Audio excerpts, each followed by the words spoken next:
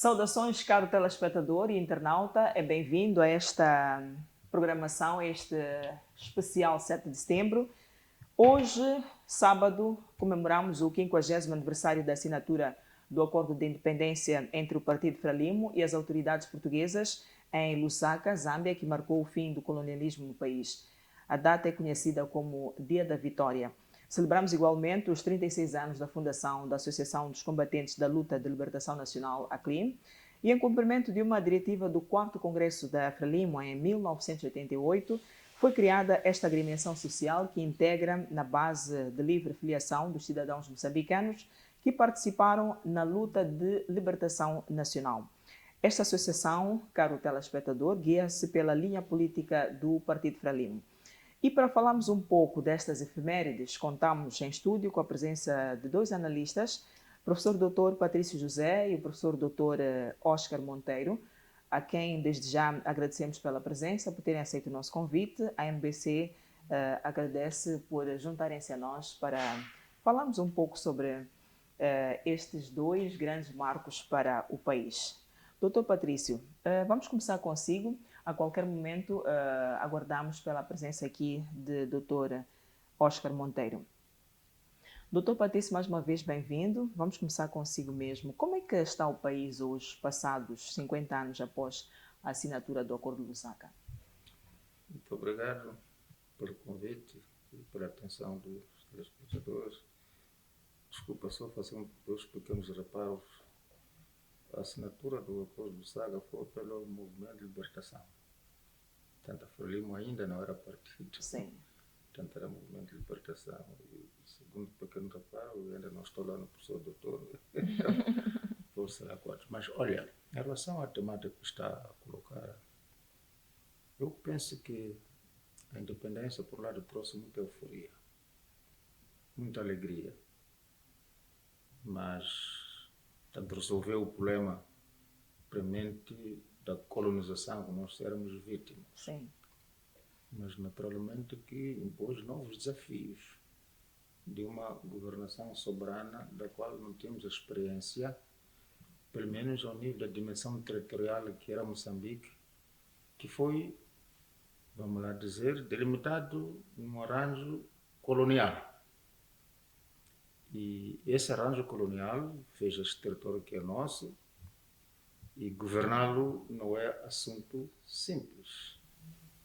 Não é simples porque os mais variados dados geopolíticos do nosso território, portanto, as próprias fronteiras, como foram negociadas as nossas fronteiras, o nosso povo nas diferenças étnico, não sei se tribais joga, não é? Mas étnico-culturais, os diferentes níveis de desenvolvimento que os investimentos portugueses no processo colonial criaram essas diferenças. Mas, sobretudo, as diferenças até de nível de educação. Sim. Há pequenos redados que nós temos que a data da independência, salvo erro, parece que o analfabetismo andava por volta de mais de 90%. Mas se for a verificar, na data de hoje, aparentemente o analfabetismo anda por volta de entre 40% e 50%.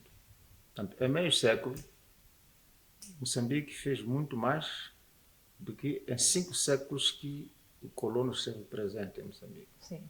Com todas as diversidades que nós tivemos, desde as calamidades naturais. É interessante, muito pouco depois da independência, houve cheias que estragaram aqui quase, limitaram a atividade produtiva aqui em todo o sul de Moçambique. Tivemos guerras. Aliás, nós nunca tivemos uma paz efetiva por longo tempo, não é? Tivemos aquela guerra de libertação, 10 anos, depois tivemos a guerra de desestabilização, que depois do Acordo Geral de Paz também houve movimentações armadas, e hoje estamos com a situação do turismo em Cabo Delgado. Então significa que nós estamos numa caminhada sinuosa, mas de muita responsabilidade para quem tem que exercer o poder, para que os moçambicanos se sintam cada vez mais moçambicanos, sintam-se orgulhosos de serem moçambicanos e assumam os desafios de continuar moçambicanos a proporcionar uma qualidade de vida cada vez melhor às próximas gerações. Mas então acha que os pressupostos previstos no acordo da assinatura dos acordos de Lusaka estão a ser cumpridos? Bom, primeiro, não sei se o termo é correto, mas a entrega da independência ou da responsabilidade de governar Moçambique a Frelimo aconteceu. Sim. Não é? E a Frelimo, naturalmente, que negociou os acordos de Lusaka, já era, de alguma forma, militarmente vitoriosa na luta contra o colonialismo. Portanto, e esta vitória teve impacto nas opções governativas que a Frelimo tomou desde 75 até hoje. 2. A atitude colonial durante a Guerra de Libertação, sobretudo em relação aos guerrilheiros da Frelimo que eram capturados. Segundo, os massacres em diferentes regiões. E depois o colono perde a guerra. Também teve impacto nas opções que a governação da Frelimo tomou no país, com todos os efeitos que isso teve. Um dos exemplos, por exemplo, as famosas medidas 2024. Então, vai embora. Leva 20 quilos em 24 horas. Mas vai verificar que, pelo nível de analfabetismo que nós tínhamos, quase todo o aparelho do Estado do tempo colonial que exercia o poder no território moçambicano, mais de 90% não eram moçambicanos, sobretudo negros. Então teve que se impor, na verdade, um aparelho do Estado quase que do zero. Depois tivemos a política de escangalhar o aparelho governativo colonial, porque tinha aqueles preceitos todos governativos. Mas essas coisas todas tiveram efeitos. Um desafio, por exemplo, que nós podemos. Até hoje nós não temos a cultura de arquivo. Há arquivos coloniais que nós ainda não temos. Isso prejudica as mais diversas opções de desenvolvimento. E gerações vindouras. Exatamente. Verifica, por exemplo, o colono já tinha desenhado um plano de ocupação do Vale do Zambeze, do ponto de vista produtivo. Esse plano nós não herdamos. E até hoje, muitos esforços estão sendo feitos, na verdade, para que esse processo todo aconteça.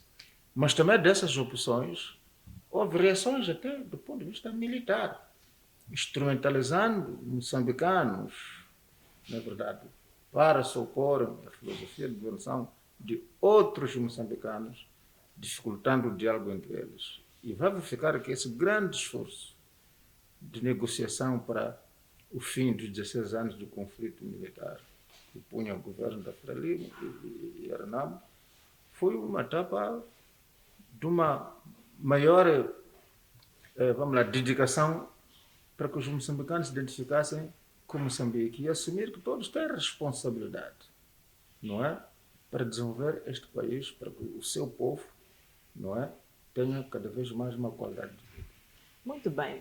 Muito obrigada, Dr. Patrício. Caro telespectador, nós celebramos hoje o Dia da Vitória. Os acordos de Lusaka foram assinados a 7 de setembro de 1974 na Zâmbia, entre o Estado português e a Frente de Libertação de Moçambique Frelimo, movimento nacionalista que desencadeou a luta armada de libertação nacional com o objetivo de conquistar a independência de Moçambique. Dr. Patrício, que perspectivas políticas podem ou devem ser adotadas aqui no nosso país com vista a alcançar a independência econômica nos próximos 50 anos?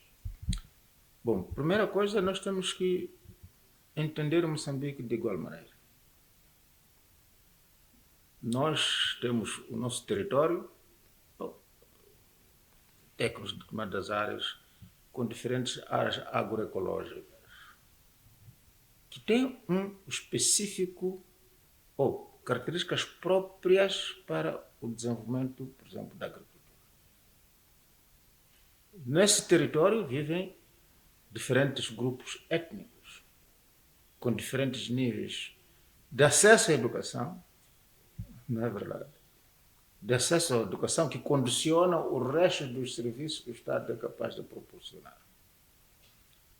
Terceiro, nós temos elementos de soberania e direitos soberanos no mar.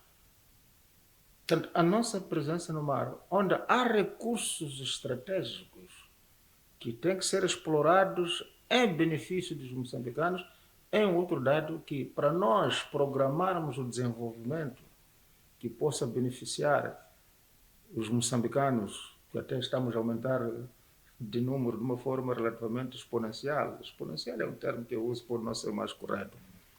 Também tem que ser analisados. E depois os recursos das mais variadas espécies que nós temos. Temos que ter a clareza desses elementos todos. Nas manifestações ou no acesso à educação, nós temos que ver isso até por gênero.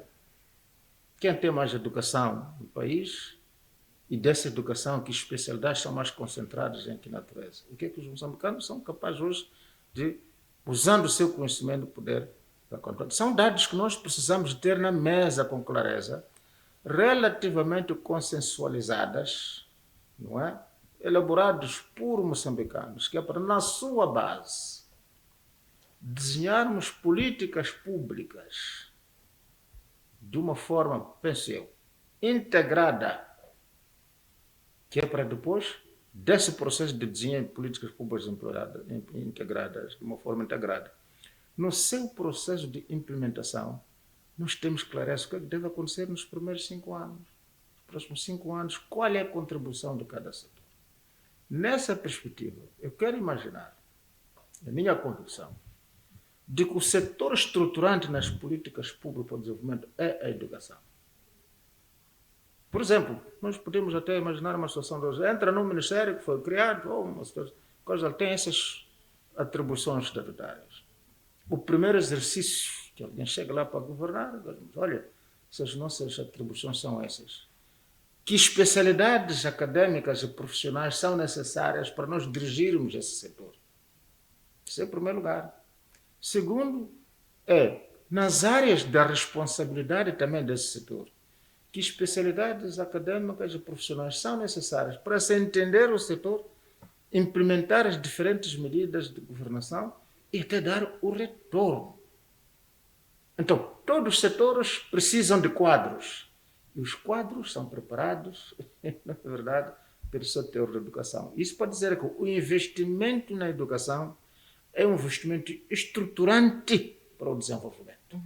Dr. Patrício está aqui a falar sobre as medidas de governação e olhando agora para a área acadêmica. Qual é a avaliação que faz do progresso do país na área também de saúde, da agricultura, da diplomacia econômica? O que tem a dizer? Olha, eu penso que avançamos.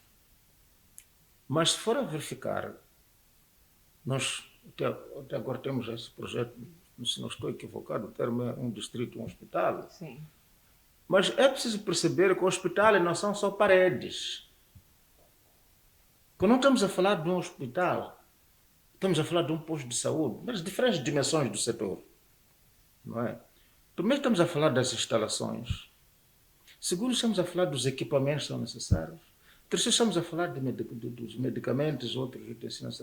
Mas, sobretudo, estamos a falar de quadros.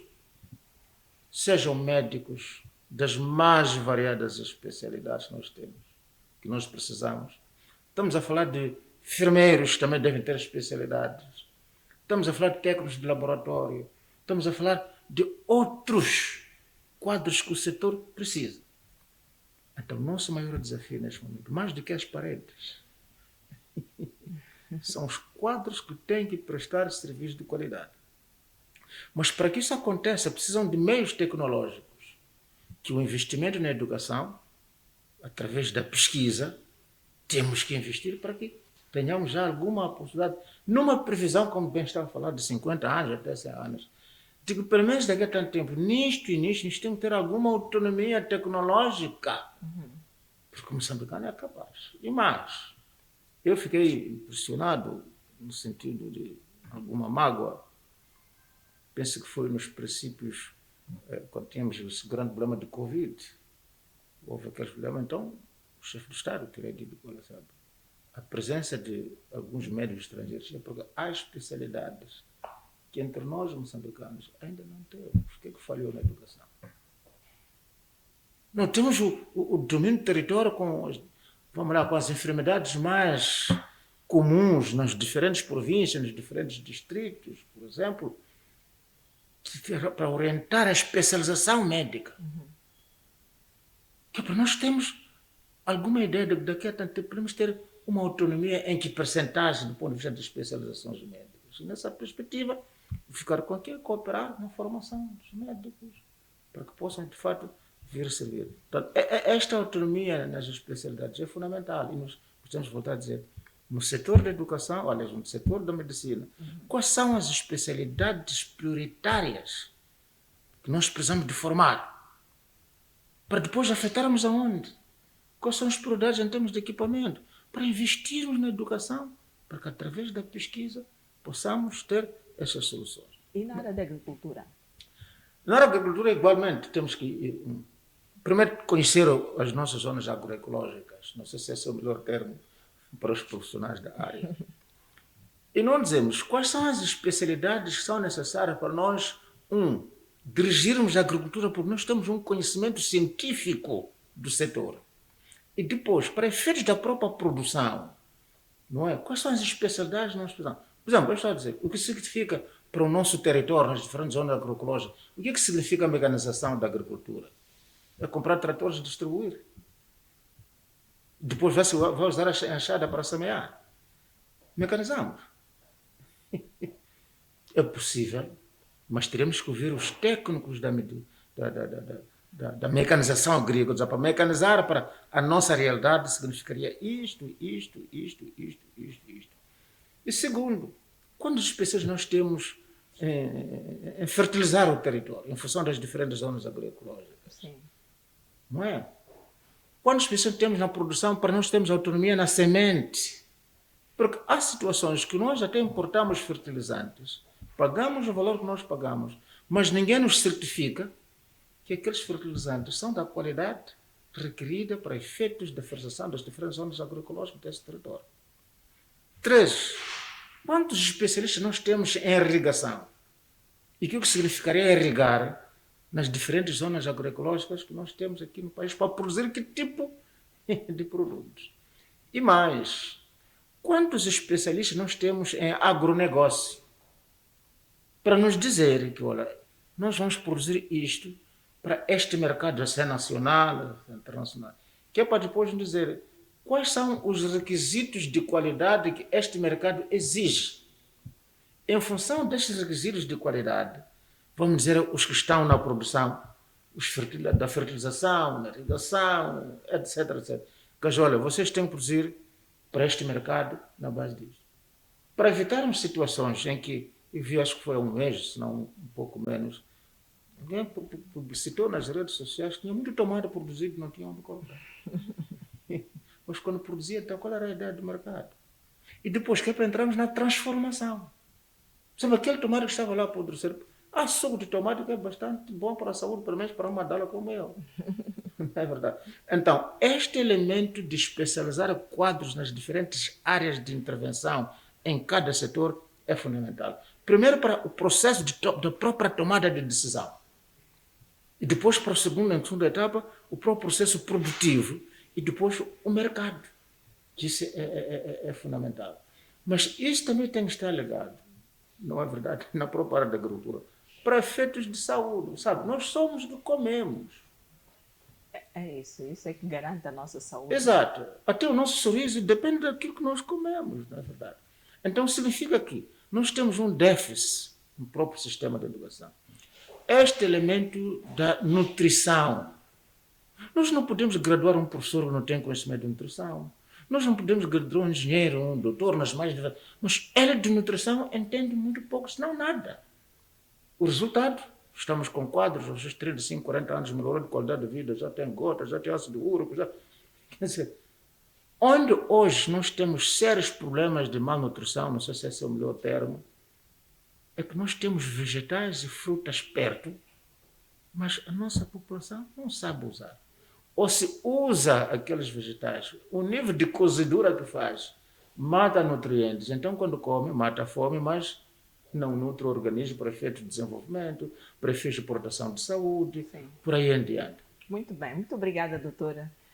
Patrício José, caro telespectador. Hoje estamos a refletir em volta destas duas efemérides, Acordos de Lusaka, e celebramos igualmente a fundação, os 36 anos da fundação da Associação dos Combatentes da Luta de Libertação Nacional. Doutor Patrício, daqui a pouco nós vamos querer saber de si que indicadores macroeconômicos podem nos assegurar que Moçambique possui condições objetivas para ser uma nação próspera a curto, médio e longo prazo. Por hora, vamos observar um breve intervalo. Voltamos dentro de instantes. Até já.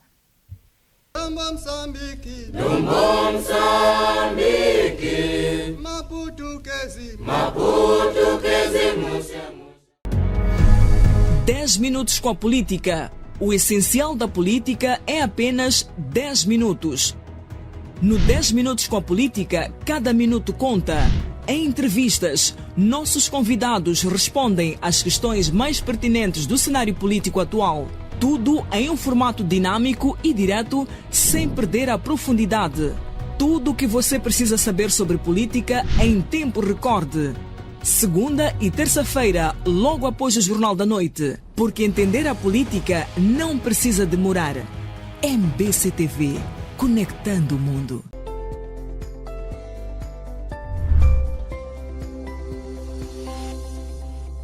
Vida Ativa é um programa dedicado em promover o estilo de vida saudável, com foco em exercícios físicos, alimentação balanceada e práticas de bem-estar mental.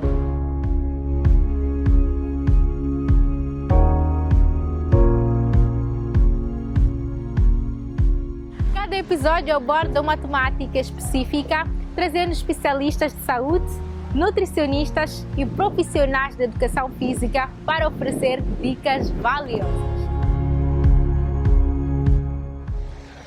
Brevemente, aqui na MBC TV.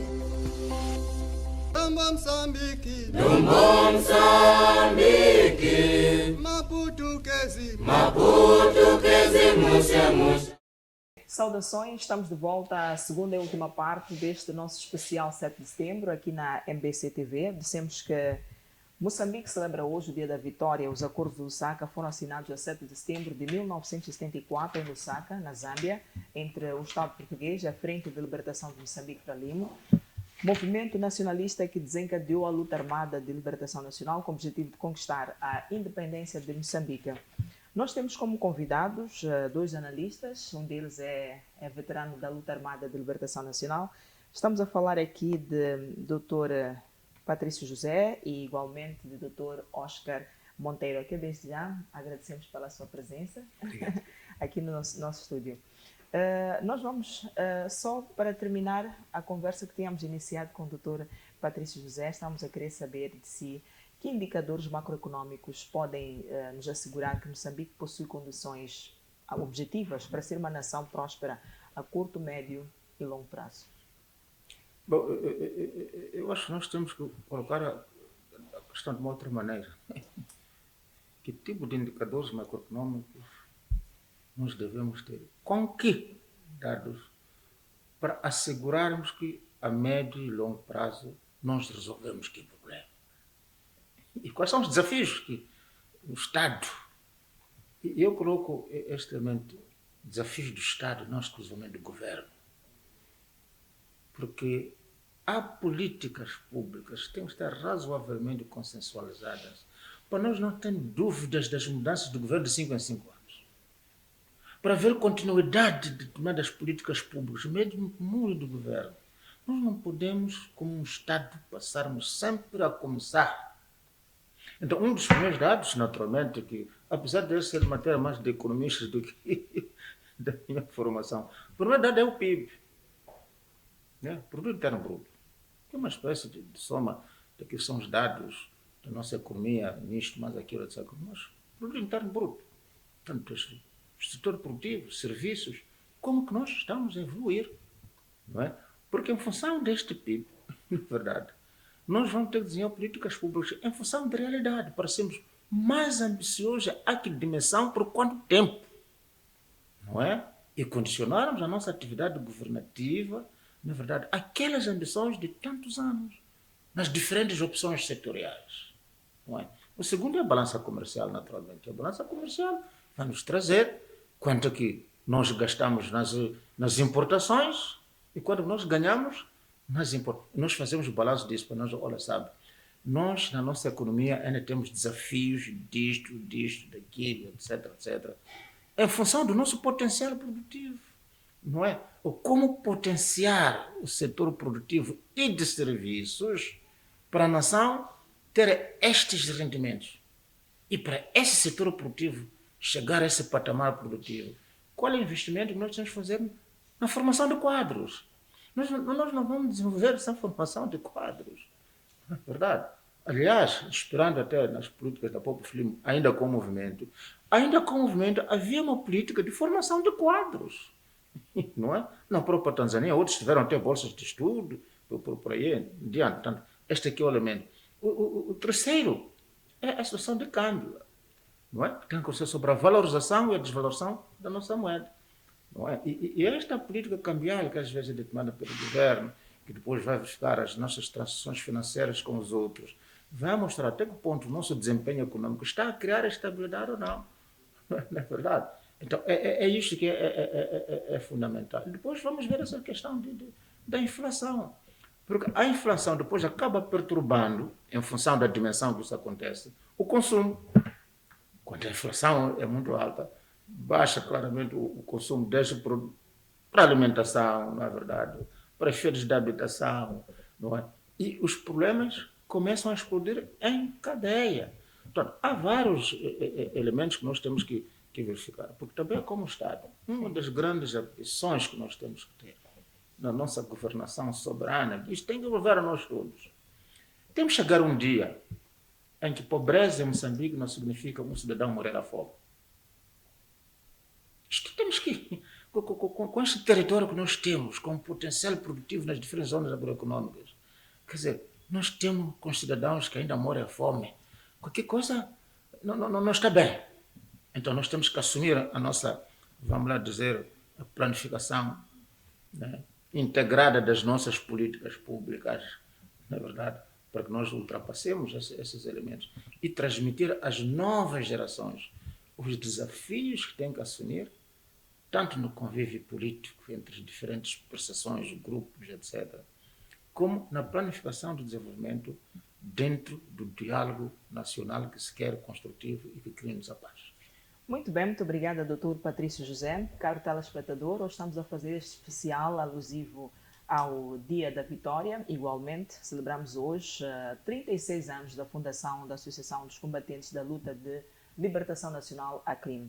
Dissemos que conosco temos em estúdio um veterano da luta armada de libertação nacional para contextualizar o primeiro tema que tem a ver com a assinatura dos Acordos de Lusaka. Dr. Oscar Monteiro, bem-vindo. A primeira questão que nós gostaríamos de colocá-lo: como é que está o país hoje, passados 50 anos após a assinatura do Acordo de Lusaka? Acha que os pressupostos previstos no acordo estão a ser cumpridos? Bom, o acordo foi feito com o Estado português. Portanto, da parte do Estado português, essencialmente, a parte que dizia respeito ao cessar-fogo, à proclamação da independência, primeiro ao reconhecimento do princípio da independência, sem o qual nós não aceitamos fazer cessar-fogo. Se a luta tinha começado com o objetivo, aceitemos o princípio, datas vamos discutir depois. Isso levou muito tempo.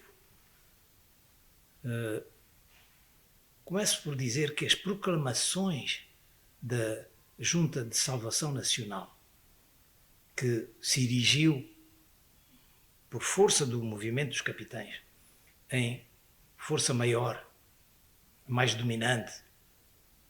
Repare, não foi por acaso que eu falei do movimento dos capitães em vez de falar do MFA. O movimento dos capitães, porque foram as vicissitudes da guerra que levaram os combatentes, os capitães portugueses que estavam no interface com a guerra diretamente, não nos gabinetes, não nos centros de planeamento, que também são necessários, eles não se sentiam com autoridade suficiente. Então criaram uma estrutura que era a Junta de Salvação Nacional, com generais.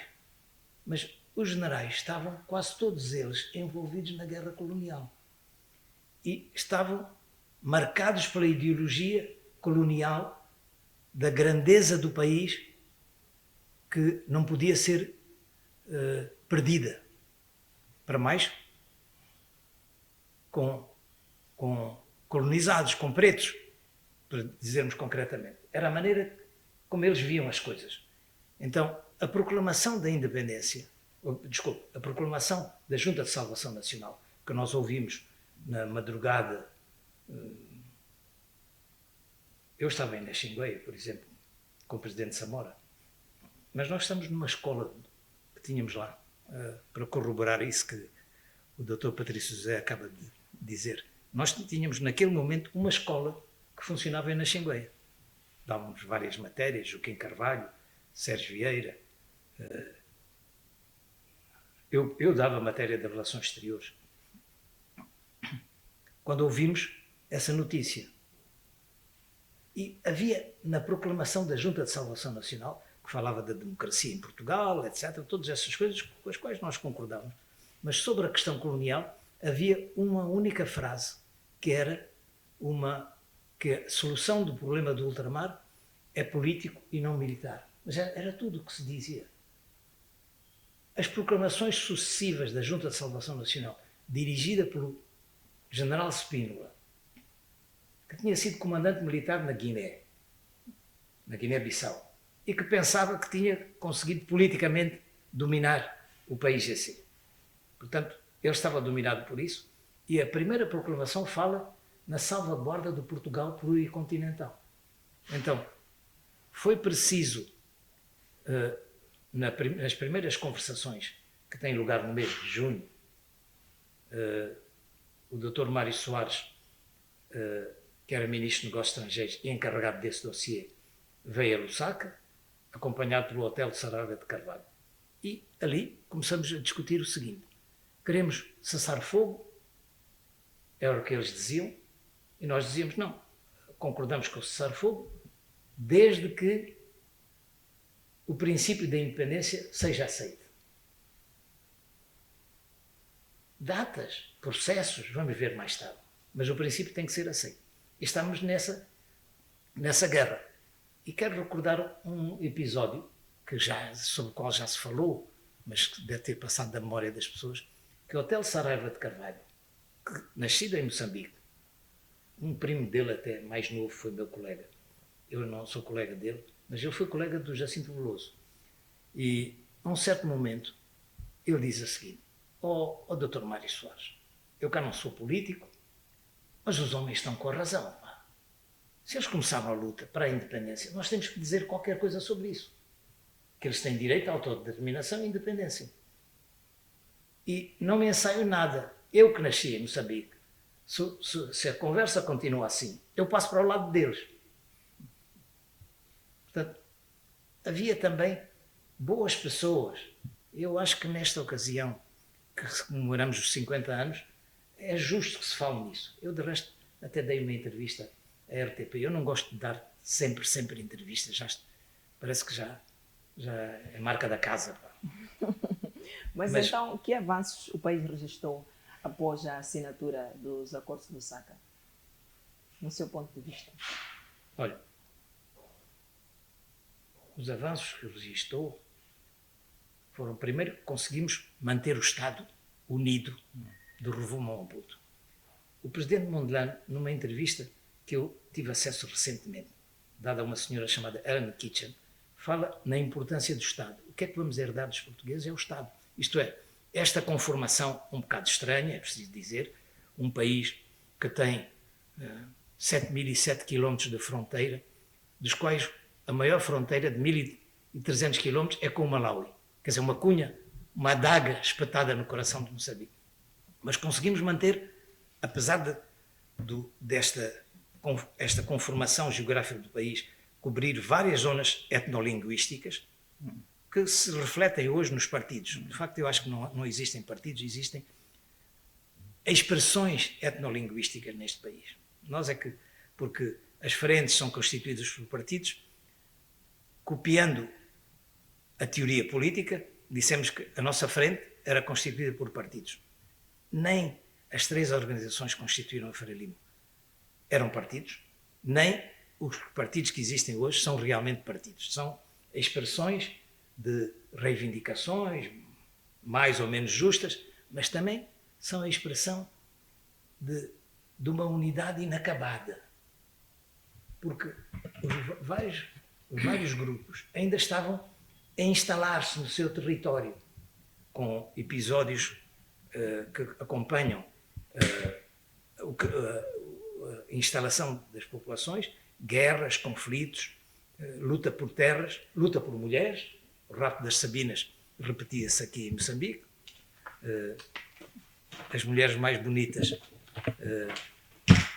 as etnias que tinham as mulheres mais bonitas eram vítima da predação de outros. Ainda me recordo de uma pequena história. Uma vez, quando a Graça Machel chegou, Graça Simbino, na altura, chegou a Dar es Salaam, ao campo de Naxingueia, eu ainda a recebi na Argélia, porque eu ainda era representante na Argélia, e depois vim encontrá-la ali, e o Sebastião Mabote, que tem relações familiares, falava de, porque nós em Gaza e tal, e o Samora diz assim, Gaza? Mas onde é que vocês em Gaza têm mulheres assim bonitas de pescoço comprido? Portanto, as machopes eram objeto de predação no modelo do rapto das Sabinas. Como sabem, depois do Rómulo e Remo terem fundado Roma, havia falta de mulheres, então eles foram raptar as Sabinas. Portanto, é uma prática universal e intemporal. Portanto, há muitos fatores de tensão nas relações entre os vários grupos. Não sei se é a melhor forma esta, mas este problema também tem que ser resolvido. Agora, o que é que se passou depois da independência? É que algum destes fatores foram aproveitados para acelerar tensões que já existiam e que deram lugar à guerra. Porquê? Porque, repare, quando nós somos independentes, nós espetamos um coração, uma espada no coração da dominação branca. O que é havia ao lado? A África do Sul, extremamente poderoso, a Rodésia, e é a Rodésia que inspira a criação de um movimento neste país e uma guerra devastadora. Portanto, nós conseguimos, durante os primeiros anos, ainda consolidar o Estado, e conseguimos até hoje com ameaças. Repare que há sempre ameaças, há sempre guerras, sempre são induzidas de fora. Portanto, eu diria, conseguir manter este país unido foi a grande conquista da independência. Muito bem, muito obrigada. Dr. Patrício José, o nosso convidado, Dr. Monteiro, fez menção a um ganho que é Estado unido em todo o país. No seu ponto de vista, quais os ganhos tangíveis de que o país se pode orgulhar em termos de edificação do Estado moçambicano? Olha, dentro das políticas públicas implementadas, ainda com dificuldades que foram atravessadas, a educação chegou para todo o país. Mesmo esta questão que o Dr. Monteiro coloca, na verdade, as diferenças étnicas, será quantos, depois criam elementos de expressão, mas a educação chegou lá. Com esta dificuldade, com aquela dificuldade, a educação chegou. E o desafio da educação como instrumento libertador, consciencializador e criador de princípios e valores que nos unem, eu penso que está lá. É por isso que quando hoje a sociedade reclama muito sobre a qualidade da educação, nós temos que perceber. Não é? Nós temos hoje colegas que estão diferentes, cidadãos nossos, que estão em diferentes partidos, mas foram colegas da universidade. Foram colegas na escola. Alguns até foram colegas em Cuba. Então significa que este é um ganho. Agora, o maior desafio dentro deste ganho é exatamente termos a visão geopolítica de Moçambique relativamente uniformizada que é para que nós dizemos uma política pública, todos terem a consciência que nós estamos querendo resolver aquele problema. Nós queremos atacar aquele fenômeno que estamos a criar cada vez mais divisão. No final do exercício, para quê? Para que a pobreza não continue a ter uma expressão racial aprofundada, não continue a ter uma expressão regional mais aprofundada, eventualmente tribal. Porque se nós formos à busca nesse elemento da população, nós podemos encontrar esses dados. Podemos ir mesmo a uma província. Vamos analisar a pobreza. Podemos encontrar uma situação de pobreza, mas em determinados distritos, que são habitados por maioria étnico-tribal desta natureza, que os outros, que até são elementos perturbadores da estabilidade. Por exemplo, nós temos uma zona com potencial. Nós queremos negociar um projeto de desenvolvimento dentro da tal diplomacia econômica, será qual. É para explorar carvão em Tete. Quantos quadros daquela zona tem carvão nós formamos para áreas cruciais daquela exploração de carvão? Quantos quadros? Para além de todo o país, mas lá daquela zona onde o recurso está localizado. Quantos quadros daquela zona nós formamos até para a prestação dos mais variados serviços que até são necessários? Portanto, este elemento de nossos dados geopolíticos para traçar a geoestratégia de governação são fundamentais para continuarmos com esta linha do desenvolvimento, desta linha da unicidade do território do nosso Estado, no meio das diferenças que ainda temos. Mas vamos verificar, este discurso da unidade nacional que a Frelimo foi cultivando desde sábado, nós com tantas dificuldades, existem efeitos positivos nisso. Hoje, é normal verificar, um moçambicano quando quer casar, não está preocupado em voltar lá para a aldeia. Ele procura não conhecer a cidade das mulheres bonitas que criam conflito. Não é dizer que os shoppings são muito atrativos, sabe quando, mas quer dizer, ele quer se identificar como jovem. A primeira pergunta que faz não é saber onde nasceu. É dirigir o seu vocabulário afetivo, não é verdade? Para ser concorrente, ser admitido e entrar no projeto do casamento. Nós temos casamentos multiétnicos, até raciais, temos ser quando. O que significa que este elemento está a produzir efeitos. O discurso tribalista quando é um recurso da competição política perante este sucesso da ideia de unidade nacional, que tem desafios por causa da pobreza, que vai sempre ser explorada dentro da versão racial, da versão étnico-tribal, etc, etc. Portanto, há elementos que são conquistas que nós temos que assumir como desafios para a sua consolidação, para que nós não voltemos para trás. As nossas conquistas têm que, de geração em geração, ser consolidadas e chegar a outros patamares. Muito bem, muito obrigada. Mesmo para fecharmos esta parte das assinaturas dos acordos do SACA, Dr. José Patrício, como académico, no seu ponto de vista, qual é o papel das academias na manutenção da paz? Olha, a formação de quadros é essencial. E nesta formação de quadros eu destaco 3 elementos fundamentais, que nós não podemos extrair, na minha opinião. Primeiro é a transmissão do próprio conhecimento. Mas segundo é a questão de princípios e valores da moçambicanidade. Quando vocês dizem, ser moçambicano o que é? Com essas diferenças regionais, mas há um fenômeno que há de verificar. Quando nós viajamos no exterior, onde nós vamos ver a bandeira de Moçambique, nós todos nos identificamos.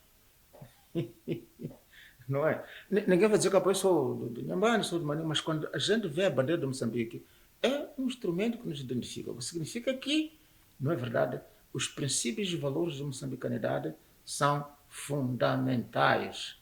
É isto que vai promover cada vez mais, dentro das nossas diferenças, que vão continuar a existir, vai dizer, abaixo disto, nós não podemos fazer. O meu compatriota, abaixo disto não pode ser tratado. Na verdade, isto mais aquilo não é o que nos leva para onde nós todos queremos que estejamos, para que mesmo dentro das nossas diferenças, cada um tenha um padrão de qualidade de vida que lhe deixe orgulhoso de ser parte deste povo que é moçambicano. Muito obrigada. Estamos mesmo a encerrar esta parte sobre o Dia da Paz, aliás, Dia da Vitória. Dr. Monteiro, a juventude é uma camada, uma das maiores e atualmente com alguma força, como se tem dito ou que tem visto. No seu ponto de vista, o que a juventude pode dar ou fazer para contribuir para a manutenção da paz no nosso país? Bom, eu diria que, por aquilo que eu tenho assistido, e ontem mesmo estive numa reunião de um núcleo de estudantes, uma associação de estudantes, o que é que eu constato? Que os moçambicanos são aplicados e são estudiosos. Os nossos estudantes no exterior e aqui dentro do país, em geral, levam as coisas a sério. E distinguem-se quando estão no exterior, comparativamente com outros.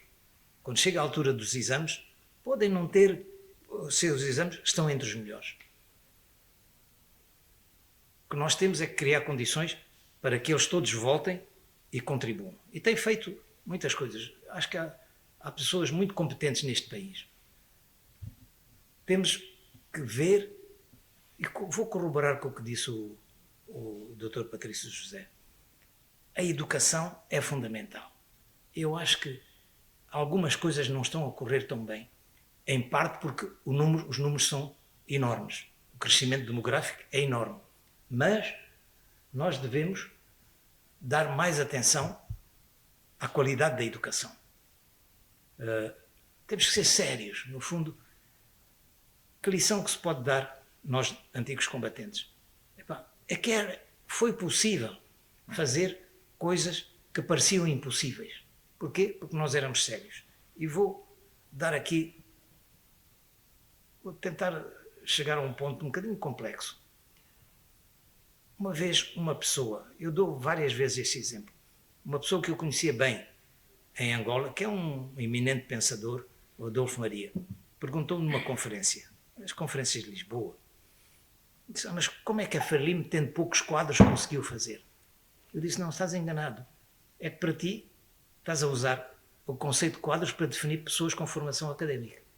A Frelimo foi capaz de mergulhar na sociedade e encontrar uma forma de conhecimento dos valores da sociedade, das capacidades da sociedade, que permitiu que muitas pessoas que não tinham formação formal superior se comportassem buscando os conhecimentos da sociedade. Eu próprio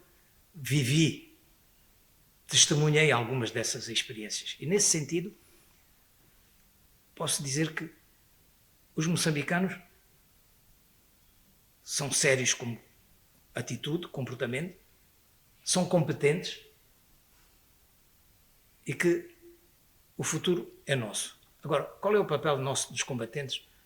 Bom, é mostrar que as coisas que parecem impossíveis podem-se fazer. Acho que Mandela tem uma frase que é "Everything is impossible until it's done". Tudo parece impossível até que seja feito. Portanto, tu podes fazer o impossível. Gostaria agora de falar um bocadinho, dialogar com o Dr. Patrício José. Ele está a dizer, disse há pouco, num trecho anterior, que não se pode andar a mudar de programas constantemente. E isso significa, ao nível do Estado, que é uma área que eu tenho pratiquei profissionalmente durante muitos anos, há um núcleo fundamental que se poderia chamar a alta função pública. São funcionários que fazem uma interface entre o político e a administração. Esses funcionários é que ficam com o mandato de realizar as políticas que já estão definidas. São grandes políticas que são definidas e não são para 5 anos. Não é cada candidato que vai definir as suas coisas para os seus 5 anos e para os possíveis 10 anos, afastadas que são as tentativas de prolongamento, que é uma tentação quase inevitável neste país.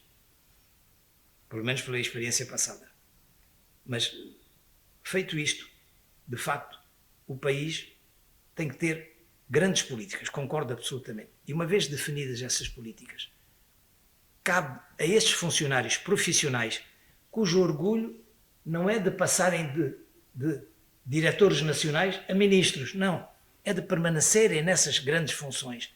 É o que são os secretários permanentes, são os diretores nacionais ou diretores gerais, dependendo dos países, que corporizam esta vontade permanente do Estado de servir a comunidade e criam estabilidade, porque não podemos estar a mudar de funcionários a cada presidente que chega, que quer colocar os seus. Não é assim, não funciona. O Estado não é do presidente. O Estado é qualquer coisa que permanece para além dos presidentes. Há uma frase muito bonita de um francês, Pierre Rosanvallon, que diz que o Estado, parte do princípio seguinte, corrige um bocado qual era a política que nós seguimos no princípio. Nós queríamos fazer tudo. Queríamos criar logo a igualdade. Ele usou a frase que é muito subtil, é que o Estado é o grande redutor das desigualdades. Quer dizer, tu aceitas que há uma desigualdade natural que vai permanecer, mas tens que lutar constantemente para reduzir essas desigualdades. E esses altos funcionários, a alta função pública, têm essa missão permanente e intemporal. É isso que garante a confiança do Estado, a eficácia do Estado. Não se pode passar 6 meses a nomear pessoas. Não. Os mesmos funcionários, tanto quanto possível. Não estou a dar regras para ninguém, mas estou a dizer que as boas experiências mostram que a estabilidade da administração é absolutamente necessária. Não é o sabor dos amigos de cada dirigente. Muito obrigada. Nós estivemos a fazer um breve olhar aos acontecimentos e a fazermos análise e avaliações sobre o Dia da Vitória. Agora queremos falar um pouco mais sobre os 36 anos que passam após a fundação da Associação dos Combatentes da Luta de Libertação Nacional, ACLIN. Mas vamos começar mais uma vez consigo, Dr. Patrício. Como é que avalia a exaltação do patriotismo em Moçambique? É um desafio. É um desafio no sentido de que nós, penso eu, espero que esteja errado, não estamos a valorizar o suficiente a experiência política e até da vida intensa dos antigos combatentes. Aquelas vivências que eles tiveram, não é, no processo da luta, vindo de diferentes regiões do país, pertencendo a diferentes grupos étnicos, mas que todos assumiram o mesmo ideal, o mesmo objetivo, e todos viram o mesmo Moçambique. Hoje nós temos que trazer para as novas gerações. É verdade que os moçambicanos são estudiosos, mas os programas do ensino amputaram muito o ensino da história deste país. Olha, o antigo combatente ele pode não ter os nossos graus acadêmicos, mas convidando ele para falar da experiência dele. Depois nós temos graus, quando registrar, depois de analisarmos, vamos ter um acervo de patriotismo que tem muita utilidade neste país. Eu tive a oportunidade de ajudar um antigo combatente a resolver o problema do filho. E depois o filho é que me contactou, mas quando ele soube que era eu que resolvi, não era das funções coisas assim. Ele disse que ia vir falar comigo. Eu disse, não, eu vim falar consigo. Então ele contou-me várias histórias. Eles chegaram a dar salame, depois foram lá para... Muitos não sabiam muita coisa. Ele até disse, havia combatentes que nunca tinham comido salada. Então, a presença de Samora, na altura, como ele era enfermeira, então essas coisas de nutrição eram muito com ele. Foram treinar, mas por salada, sabe? Quando voltaram, serviu-se aquilo. Disse, mas Samora, é para nós comermos capim.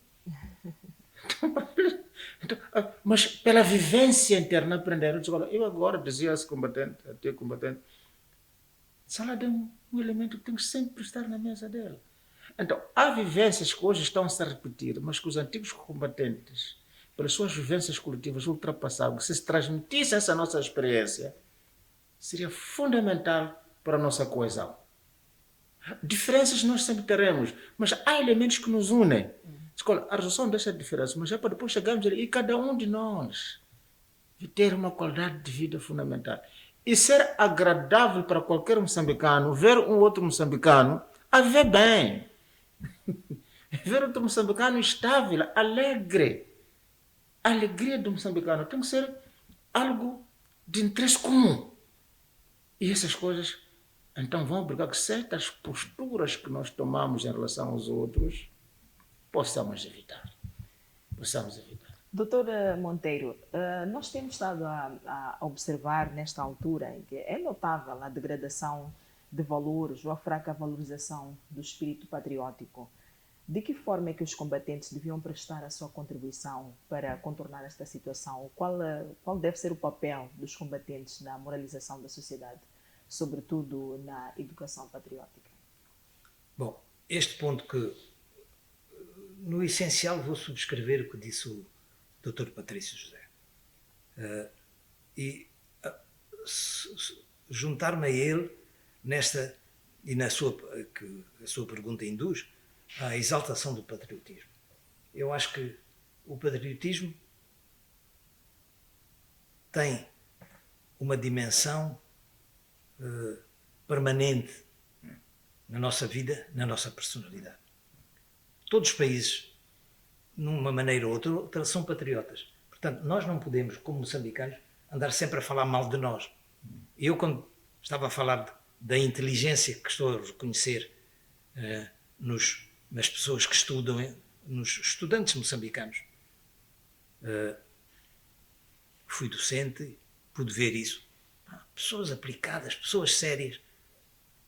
Agora, de que maneira? A pergunta é pertinente, porquê? Porque o patriotismo não pode ser visto como eu quero viver melhor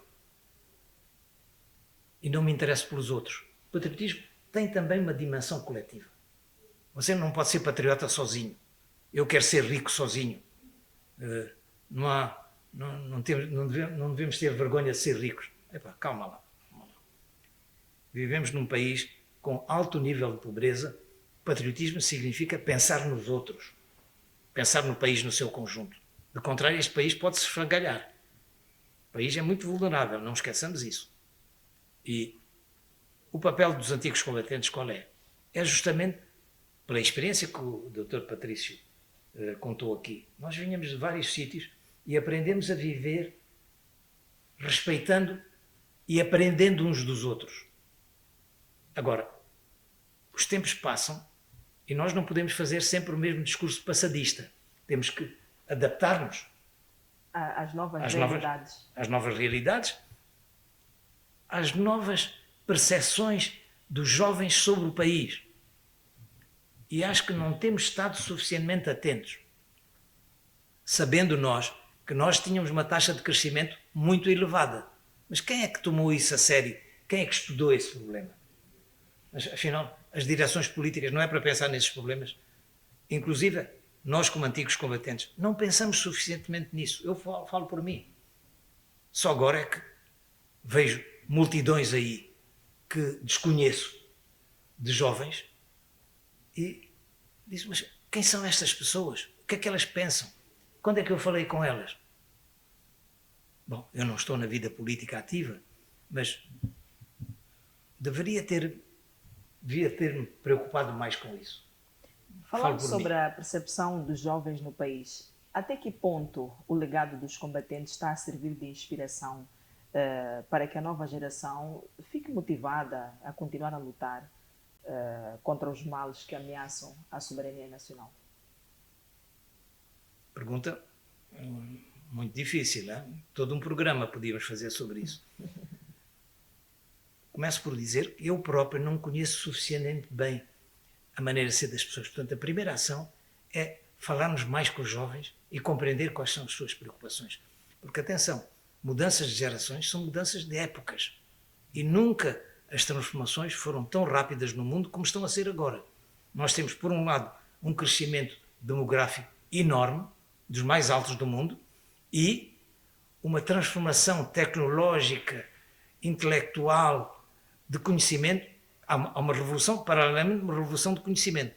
A informatização, a inteligência artificial, tudo isso são novos desafios. Portanto, nós temos que repensar um bocado o nosso discurso.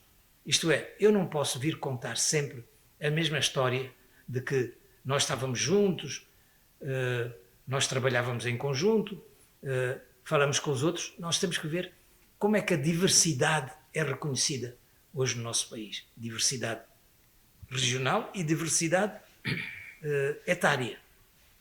Portanto, nós temos que viver com um país em que uma grande percentagem, superior a 50%, é de população jovem. Mas quem traz a mensagem do futuro não é a mensagem para esses jovens não é de que vamos resolver todos os problemas agora. Não. É de prepará-los para eles tomarem conta do seu próprio destino. E isso significa algumas ações do Estado, como, por exemplo,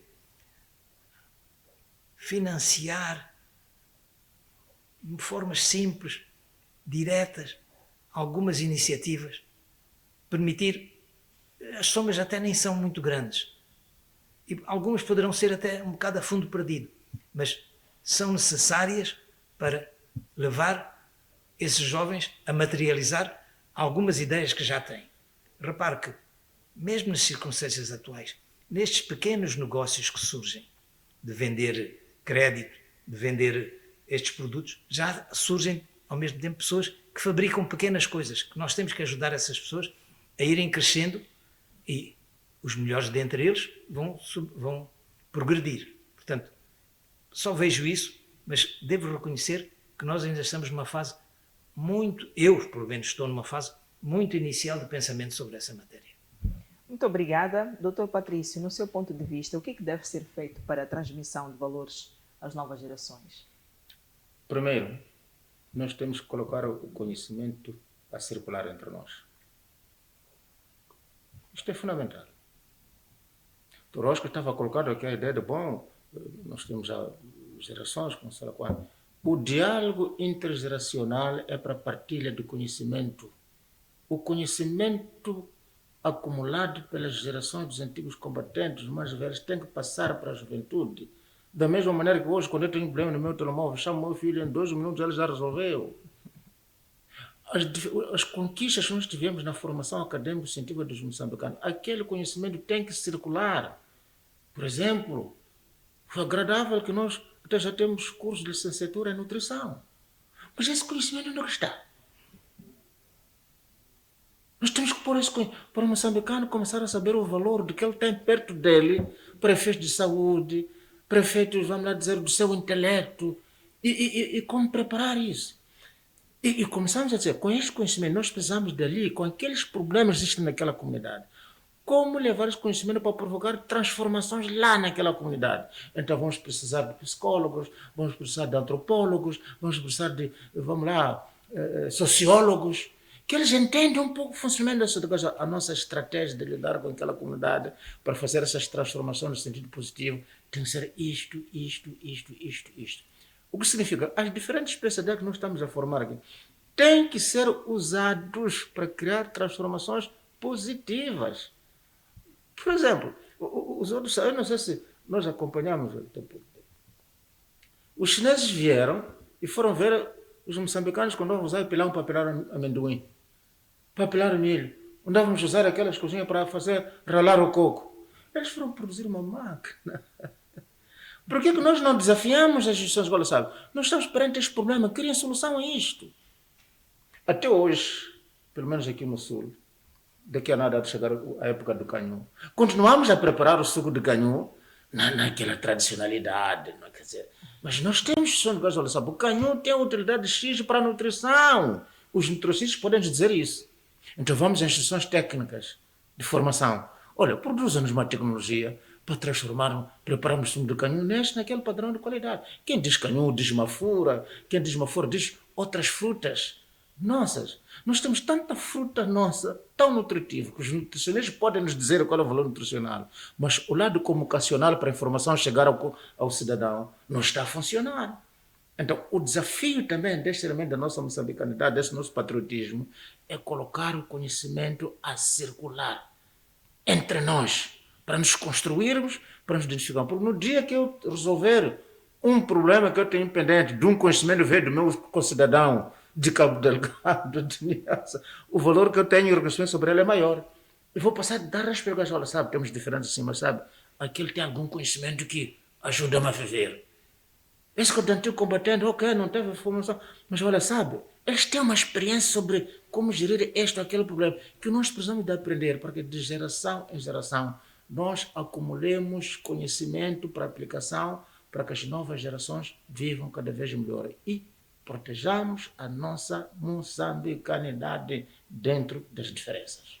Muito obrigada. Deixa-me dizer uma coisa, aproveitando uma deixa. Sim. Não penso que o trabalho dos antigos combatentes seja só de contar a sua história. Isso é importante. Mas os antigos combatentes aprenderam a falar com o povo. A nossa guerra foi mais política do que militar. Mesmo o Samora, eu acho que foi mais um estratega, uma pessoa de visão, do que um militar. Os militares têm o seu papel e isso é muito importante. Sabemos que as guerras estão a aumentar no mundo. Mas não olhemos para os combatentes como apenas militares. Foram o interface, as pessoas que falavam com pessoas. Então, podemos, agora, pegando a deixa do que disse, como melhorar o caju, como o canhu, como melhorar os hábitos alimentares. Temos excelentes intermediários para ir transmitir essas mensagens e os antigos combatentes podem ser úteis. Porque têm já um skill que é de saber falar com as pessoas. Qualquer pessoa que tu fares numa escola, nós dois somos formadores de pessoas a vários níveis. Há coisas que podemos transmitir, há orientações que podemos procurar que as pessoas aprendam, mas os antigos combatentes já sabem fazer isso, já sabem falar com as pessoas. E esse saber falar com as pessoas pode ser usado para difundir noções agrícolas, noções alimentares, noções de boas práticas higiênicas, enfim, quantidades de coisas. Podem ser extensionistas agrícolas que sabem falar com camponeses. Foi a nossa experiência. Portanto, somos altamente qualificados e acho que não devemos reduzir o nosso papel apenas a transmitir a confiança, a autoconfiança, a confiança no futuro, a dizer que é possível mudar o mundo, que foi a experiência da luta de libertação. Não. Eles podem ser utilizados em muitas outras áreas do país. Muito obrigada, caro telespectador. Parece que só agora juntou-se a nós. Estamos a transmitir um especial 7 de setembro. É uma data festiva porque celebramos ou recordamos a assinatura do Acordo de Lusaka, 7 de setembro de 1974. É uma data que é vista como um feriado comumente conhecido como Dia da Vitória em Moçambique, que conseguiu a sua independência de Portugal a 25 de junho de 1975. E celebramos igualmente os 36 anos da fundação da Associação dos Combatentes da Luta de Libertação Nacional, ACLIN. Falar destes dois marcos, se calhar, como dizia o Dr. Monteiro, teríamos que levar todo o programa, ficarmos aqui todo dia, mas por conta do compromisso com os outros programas, nós vamos ter que remir o tempo, vamos ver como usar de forma sábia estes últimos minutos que nos restam. Dr. Monteiro, qual deve ser o papel dos combatentes na manutenção da paz e unidade nacional? Bom, quem combateu, viu morrer camaradas, sabe que a guerra é muito difícil. E nós tivemos guerras impostas, não vou chover no molhado, mas nós tivemos guerras impostas neste país. Então... Estava a explicar sobre como é que deve ser o papel, qual é que deve ser o papel dos combatentes na manutenção de paz e unidade nacional. Eu penso que a miséria engendra guerra, ou alimenta a guerra. E nós somos um país, temos de ter consciência disso, muito desejado. Nós temos o acesso ao mar para vários países. 3 ou 4 países, pelo menos, que dependem de nós, ou totalmente para o acesso ao mar, ou parcialmente. Começar pela África do Sul, que toda a sua zona rica e produtiva escoa por Moçambique. Não falo da Rodésia, que escoa quase totalmente, não falo do Malawi. A própria Zâmbia tem caminho de ferro de Benguela, escoa também pelo lado do Atlântico, também pode beneficiar desta nossa capacidade. E algumas zonas de Tanzânia também poderiam beneficiar. A zona sul da Tanzânia. E então, nós devemos saber que vivemos sob ameaças. E quais são as respostas a isso? Primeiro, sermos fortes e profissionais. E os antigos combatentes têm um papel nas Forças Armadas, que lhes é reconhecido. É preciso levar esse papel a sério. Com o trabalho não se brinca. Portanto, a primeira coisa que eu vou dizer, papel, é a responsabilidade de levar a sério as funções que tem. Todos nós que estivemos na luta de libertação temos que levar a sério essa responsabilidade. E não há tempo para brincar, porque agora já estamos cansados. Mas, sobretudo, eu diria, é de transmitir a todos a confiança no futuro. Porque a paz tem que ser ganha. Tem que entrar no coração das pessoas. Patrício disse há pouco que é preciso reconhecer no outro um igual, não num competidor. Portanto, há um bocado de paz interior que nós devemos buscar dentro de nós próprios. Devemos cultivar. Eu acho que é essa a mensagem que devemos fazer. E procurar ser abertos, não ser facciosos. Nós temos o nosso partido, nós temos a nossa tradição. Eu estou neste partido por vida. Muito bem, então como imortalizar os feitos, a vida e obra dos combatentes da luta de libertação nacional num contexto de globalização e aparente colonização passiva fomentada pelas novas tecnologias? Novo grande tema sobre o qual eu não sou capaz de fazer. Nós escrevemos livros de memórias, devemos fazer filmes, devemos também usar novos meios.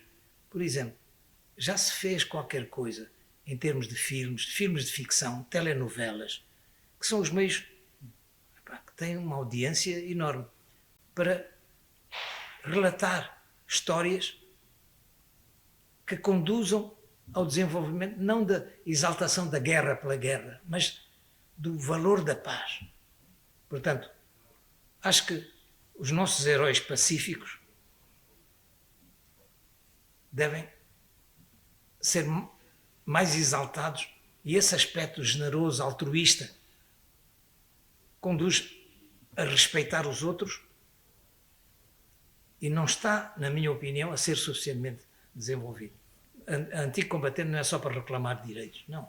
Ele continua a ter uma missão pelo papel que num certo momento teve, de qual foi participante e sobre o qual pode testemunhar. Muito bem, conforme dissemos, o tempo já nos foge, mas vamos ver se conseguimos dar mais 1 minuto e meio para cada um dos nossos convidados. Dr. Patrício, está feliz com o rumo do país passados 50 anos após a assinatura do Acordo de Lusaka, ou seja, é este Moçambique que o sonhava a quando desta assinatura? Bom, eu era adolescente à data da assinatura do acordo dos acordos de Lusaka e eu vinha compreender isso quando fui à escola. Então eu assumi esses valores, princípios que o Dr. Monteiro aqui foi parte dos lutadores, mesmo sob na frente intelectual.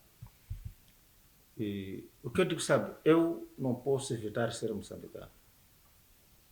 O que é fundamental é assumir os desafios que nós temos para vivermos em paz, para promovermos o desenvolvimento e continuarmos com este patriotismo que é fundamental para que efetivamente, termino assim dizendo, o conhecimento que reside nas diferentes gerações de moçambicanos, que se produz através do processo de formação, tem que circular entre nós para que Moçambique seja aquela pátria que nós todos, ou no qual nós todos sentimos satisfeitos. Muito bem, bem-aja então 7 de setembro, bem-aja o veterano da luta de libertação, luta armada de libertação de Moçambique. Dr. Monteiro, vamos terminar consigo, últimas considerações, e queríamos também perguntar-lhe, como combatente, está feliz com o rumo do país, ou seja, é este Moçambique que o sonhava quando pegou em armas para libertar o regime colonial português? Bom, estou feliz porque temos mantido o país unido. E se a gente olha a geopolítica da região, é um feito incontestável, este de manter o país unido. Houve múltiplas tentativas, e vem de muito tempo atrás. Eu lembro de ter falado com o presidente Mondlane ainda sobre isso, em 67, 68. Mas eu queria fazer 2 comentários. Estamos nos 50 anos. A RTP também me pediu para fazer um testemunho. Eu não queria falar mais uma vez, etc. Já falei muitas vezes sobre isso. Mas lembrei-me que eram 50 anos. É a altura também de reconhecer, dei o exemplo do Hotel de Saraiva de Carvalho, mas das boas pessoas, Melo Antunes e outras pessoas, que quando tomaram o comando das negociações, é evidente que também foi por nossa pressão, mas que ajudou a desencadear um processo que permitiu que as boas pessoas em Portugal, no seio do movimento armado, mas também de outras pessoas, Manela Lebe, que foi meu colega em Coimbra, antifascista, anticolonialista, foi representante, foi locutor da Voz da Liberdade na Argélia, conheceu o presidente Samora, acho que conheceu o presidente Mondlane também, Marcelino, etc. E essas pessoas jogaram também um papel. E a 50 anos de distância temos o dever de reconhecer esse papel. Já passou esta coisa, se foi a luta armada que provocou o 25 de Abril, se foi o 25 de Abril porque trouxe a independência. Ultrapassando isso, estou a falar das pessoas. Segundo ponto, o que é que eu penso neste momento? Neste momento eu devo dizer que estou muito otimista. Porque eu acho que, por uma série de circunstâncias, mas estou a ficar muito motivado pelas declarações do nosso candidato. Eu não sou pessoa de grandes declarações nesse sentido, de vivas, etc. O meu papel é outro. Mas devo dizer que me sinto muito motivado. E se me pergunta como é que eu me sinto agora, sinto-me bem. Sinto-me bem, sinto-me otimista. Sei que passamos por momentos muito difíceis. Se houve momentos de completa negação do Estado, e ainda vamos passar por alguns momentos, há uma ameaça de saque aos bens públicos. Síndrome de fim de mandato tem várias manifestações. Esta é uma delas. E é uma ameaça. E o nosso candidato tem tido uma grande abertura, prudência e, sobretudo, uma visão de futuro que me encoraja. Muito obrigado. Muito obrigada a nós pela vossa presença aqui no nosso estúdio da MBC TV. Doutor Oscar Monteiro, agradecemos igualmente ao Dr. José Patrício por terem disponibilizado tempo com uma agenda tão preenchida que têm, mas vieram até as nossas instalações, nós estamos gratos por isso. E a si, caro telespectador, também dizemos muito obrigada por nos ter acompanhado neste programa especial 7 de setembro, a propósito dos acordos de Lusaka que foram assinados em 1974 em Lusaka, na Zâmbia, entre o Estado português e a Frente de Libertação de Moçambique, Frelimo, na altura movimento nacionalista que desencadeou a luta armada de libertação nacional com o objetivo de conquistar a independência de Moçambique. Hoje falamos e celebramos igualmente os 36 anos da fundação da Associação dos Combatentes da Luta de Libertação Nacional, ACLIM. Portanto, 7 de setembro é um feriado nacional em Moçambique, celebramos o Dia da Vitória. É um momento de muita festa, de muita celebração, por isso queremos dar parabéns a todo o povo moçambicano, em particular aqueles que lutaram pela libertação e independência do nosso país. Saudações. Dumbo, Dumbo Msambiki, Dumbo Msambiki, Dumbo Msambiki, Maputo Kezi, Maputo